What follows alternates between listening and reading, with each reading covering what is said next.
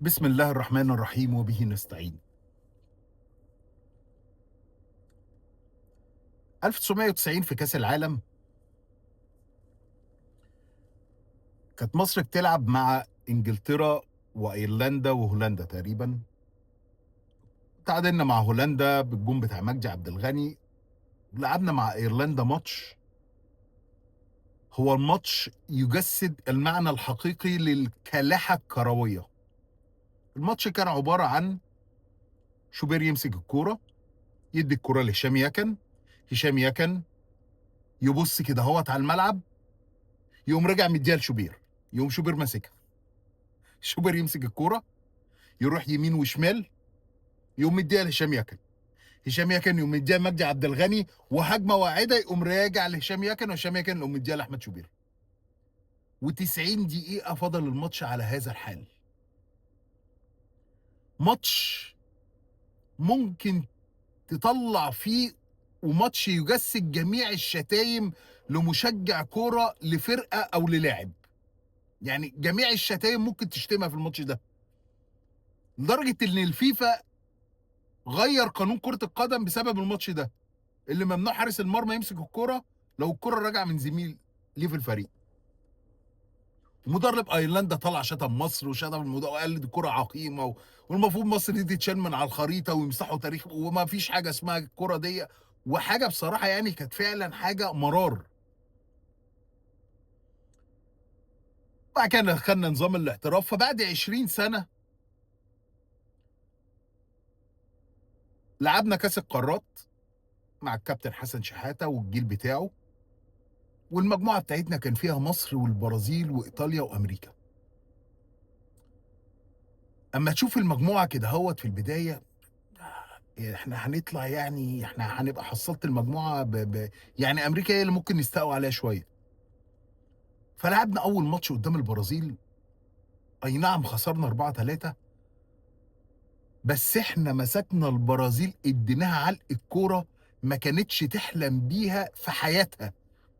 يعني ده فعلًا مين بقى اللي كان بيدرّب البرازيل ساعتها؟ دونجا، مش دونجا اللي في منتخب مصر، دونجا الحقيقي.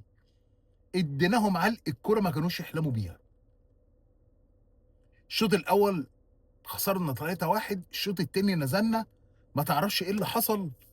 اللعيبة ديّة أكِن مواتير دخلت فيها، لعبوا عليهم ماتش. والله تقريبًا عصام الشوالي اتصيّط، فيعني اتصيّط بسبب الماتش ده، هو اللي كان بيعلّق.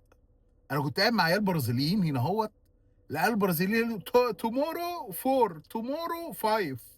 مش قادر أتكلّم. العيال فريق كان جامد، فريق البرازيل وكاكا بعد الماتش قالوا لي: "Today Egypt برازيل، برازيل Egypt." قالوا لي: "مصر لعبت ماتش ما إحنا ما جيناش الماتش ده." ده الكلام ده في 2010. بعد 11 سنة في 2021 كان ماسك المنتخب كارلوس كيروش. كارلوس كيروش تشوفه كده أهوّة تحس اللي هو مدرب عقيم، مع إنه هو مدرب واقعي جدًا، ومن أفضل المدربين اللي دربوا منتخب مصر في سنين كتيرة أوي، بعد حسن شحاتة تقريبًا، هو بعد كده هيكتور كوبر يعني. كارلوس كيروش شاف ميزة في منتخب مصر مش موجودة عند أي منتخب تاني. إيه هي الميزة؟ السرعات. فلعب ديفنس محكم بطريقة غير عادية، ولعب على التحولات على صلاح ورمضان صبحي ساعتها. كان عمر مرموش لسه ما اكتشفوش. عمر مرموش اللي اكتشفه هو كارلوس كيروش، هو اللي جاب عمر مرموش ده، وهو اللي اكتشف محمد عبد المنعم، وهو اللي اكتشف إمام عاشور، وهو اللي اكتشف أحمد فتوح. يعني لعبوا مع المنتخب في عهد كارلوس كيروش. امام عاشور لعب على ساديو ماني لما احمد توفيق جاله رباط صليبي في 2021 في بطوله افريقيا، وعمل بطوله جامده. وكان الناس كلها بتهاجمه: وانت ازاي بتلعب كده؟ هو يلعب مفتوح واعمل مش عارف ايه والعب وافتح صدرك، انت منتخب مصر، انت منتخب مش عارف ايه. الراجل ودن من طين ودن من عجين، لدرجه اللي هو ما اخدش قفشه ومحمد شريف من الاهلي في السنه دي. والاهلاويه طلعوا يعني قطعوا الراجل تقطيع. ما فيش بعد كده، وإحنا مش هنشجّع المنتخب وقالوا وعادوا، نفس الكلام اللي الزملكاوية بيقولوه دلوقتي. بس الراجل كان ليه استراتيجية وليه فكر. الفكر الدفاعي دوّة فكر، بس أنت الفكر الدفاعي اللي أنت بتعمله ده، أنت بتلعب دفاع إزاي، ولمّا تاخد الكورة أنت هتعمل بيها إيه، هو ده الفكر. فالشاهد من ال3 مُطوشة اللي أنا قُلتهم إيه، الشاهد منهم هي طريقة لعب.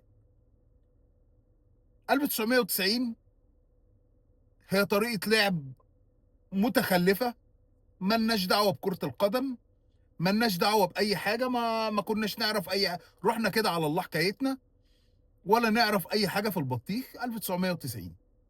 2010 هي تجسد المعنى الحقيقي للكرة الشاملة. إيه الكرة الشاملة؟ دفاع وهجوم ونُص وترحيلات من اليمين للشمال، وإزاي بتتصرّف في الكرة لمّا ولمّا ما يكونش معاك الكرة بتقفّل إزاي وبتاع. هي المعنى كرة شاملة بجميع ما تحمل الكلمة من معنى، كرة شاملة. هي دي الكرة الشاملة في 2010. 2021 إحنا لعبنا على التحولات والسرعات، لإن إحنا ما نقدرش كنا نواجه أي منتخب من المنتخبات، لإن إحنا ما عندناش إمكانيات. أنا جِبت بقى سيرة ال3 مُطوشة ليه؟ علشان ماتش مصر والبرازيل اللي اتلعب امبارح. ماتش مصر والبرازيل، إحنا كنا بنلعب بطريقة لعب إيه؟ ناس كتيرة طالعة من امبارح وإحنا نبُص على النُص الكوباية المليان، وإحنا نبُص على النُص الكوباية الفاضي، وإحنا ما لناش دعوة بالكوباية المليانة ولا الكوباية الفاضية، خلّينا في الإزازة. وإحنا خدنا حاجات كتير واتعلمنا، وده مباراة مفيدة جدًا ومباراة مش مفيدة جدًا. طب إيه هي طريقة اللعب اللي إحنا كنا بنلعب بيها؟ أنا فاهم كابتن حسام راجل دفاعي صرف، وده بان من اختياراته. من 26 لعيب آخد 4 حراس مرمى، 9 في خط الدفاع، و3 نُص ملعب دفاع صرف. يعني هو آخد 16 لاعب، 16 لاعب من ال26 لعيب ليهم دعوة بالخط الخلفي فقط، و10 لعيبة للخط الأمامي وخط النُص. فده يبقى يعرّفك هو فكرة حسام حسن إزاي. طب أنت امبارح هنلعب خطة دفاعية صرف، وعايز يعني هو عايز يلعب بخطة دفاعية، وعايز يطلع build up بالكورة من تحت لفوق. فحط لك ياسر إبراهيم وحمدي فتحي. حمدي فتحي أصلًا نُص ملعب، هو حطّه قلب دفاع، وهو عنده ورا برّه رامي ربيعة وحسام عبد المجيد ومحمد عبد المنعم. فقال لك لأ، أنا هنلاعب ياسر إبراهيم اللي ما لوش دعوة، اللي هو يعرف يباصي كورة، هو بس يخش التحامات. التحامات بس، حتى ما بيعرفش يراقب، وعامل موسم زي الزفت. لأ، أنا هنلاعب ياسر إبراهيم وحمدي فتحي، الاتنين ولا ليهم أي دعوة بالدفاع. طب أنت عايز تعمل بالضبط، ما فيش ولا واحد فيهم في خط الضهر ده غير فتوح، وفتوح ما كانش شايف قدّام منه. غير فتوح هو اللي بيعرف يلعب كورة وبيعرف يطلع من تحت لفوق. طب أنت بتلعب بأنهي خطة؟ فتحي يا وردة واقفلي يا وردة. لمّا نيجي ننتقد أنت بتزعل، لمّا حد بييجي مش عارف إيه تعمل عليه قضية وتعمل عليه بتاع. كرّهتنا اللي إحنا نتكلم، كرّهتنا اللي إحنا نتفرّج على الكورة. طب أنت بتلعب أنت 60 دقيقة حرفيًا إحنا ما لناش دعوة بالكورة. امبارح اون سبورت منزّلة كاتبة تيكي تاكا منتخب مصر قدّام البرازيل. إيه التيكي تاكا دي بقى؟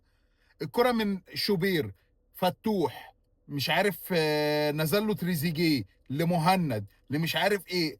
أقسم بالله ما عدّى نُص الملعب، قام لافف، قام مرجّع الكرة لشوبير. إيه التيكي تاكا؟ أنا مش عارفها. إيه هي إيه يعني إحنا هنفضل نطبّل لحد إمتى؟ أنا مش عارف. طب إيه هي يا جماعة طريقة اللعب؟ أنا مش عارف. طب اللعيبة دي بتلعب بأنهي مركز، بيعملوا إيه؟ ما تعرفش. طب أنت آخد اللعيبة الفترة دي كلّها بتدرّبهم على إيه طيب؟ طب أنت طريقة لعبك إيه؟ طب العب ب3-5-2، العب ب3 في خط الضهر. طالما أنت راجل دفاعي صرف، العب ب3. مش عيب، مش عيب إن أنت تلعب على التحولات والمهاجمين السرعات اللي عندك.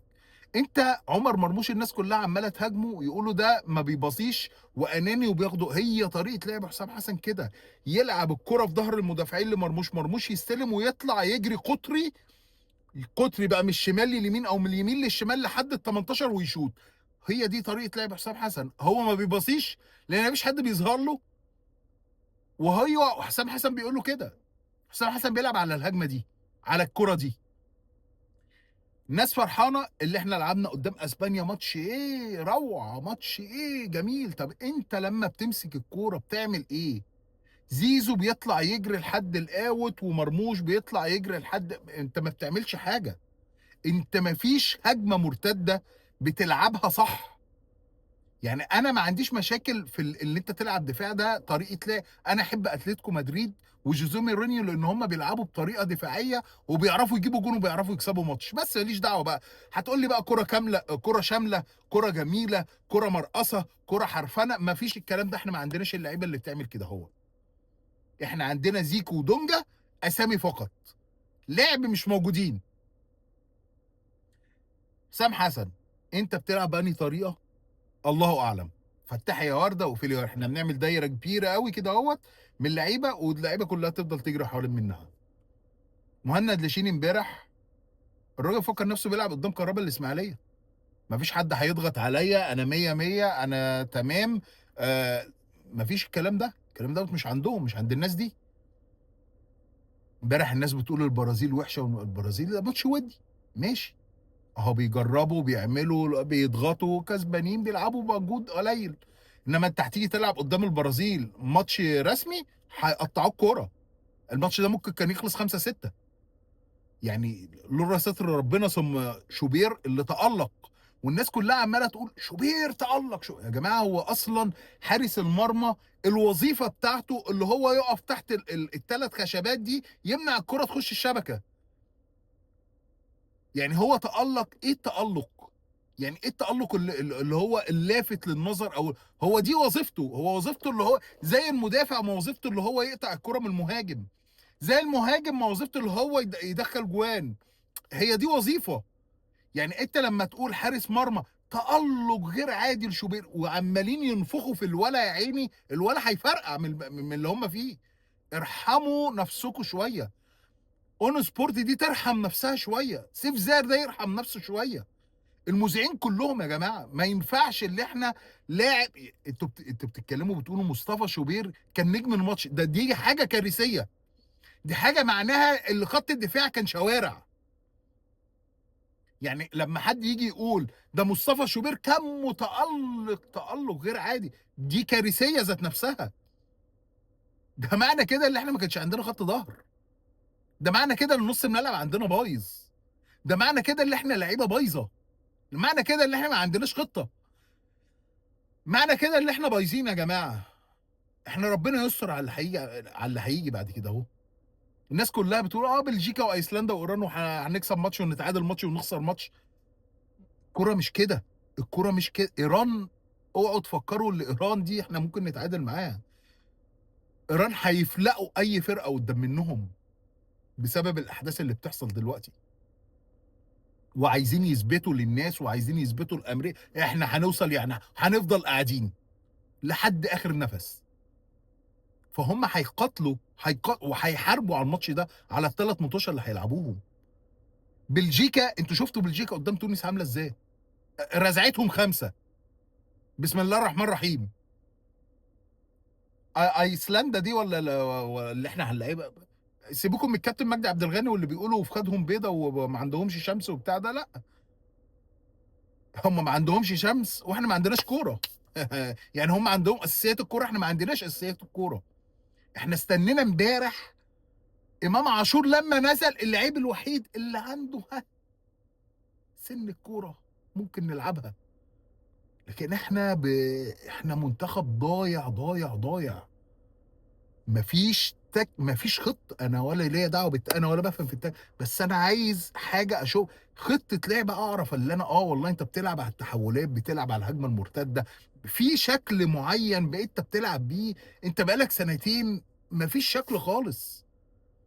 ده ما يرضيش ربنا. ده ما احنا مش عارف.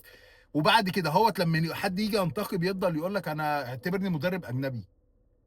لأ مش هاعتبرك إحنا مدرب أجنبي، أنت كنت بتطلع في الفضائيات تقطّع المدربين الأجانب، يعني كنت بتطلع في MBC مع مهيب مسكت هيك فيتوريا دوّة يعني ده شملته هو وكارلوس كيروش، وإحنا كلنا عارفين الكلام ده. فكابتن حسام الله يكرمك، الله يكرمك، العب بخطة لعب. العب على التحولات، أنت عندك كنز، كنز والله العظيم، صلاح ومرموش والولد اللي اسمه هيثم حسن دوّة والولد الصغير اللي اسمه حمزة عبد الجليل اللي أنت بتراهن عليه حلو، انطلق بقى يا اجري خلّي الناس كلّها تجري ورا منّك، ليه أنت مش عايز تستغل حاجة زي كده؟ ربنا يستر على اللي جاي، لإن اللي جاي صعب، وكاس العالم دوّة الأجواء فيه صعبة، الجو كان حَر من ساعة الدنيا غيّمت دلوقتي وبتشتي، أنا مش عارف الجو هناهوّة يعني إيه نظامه، بس الجو جميل ولذيذ وربنا يستر، وربنا يستر على المنتخب في ماتش بلجيكا، سلام.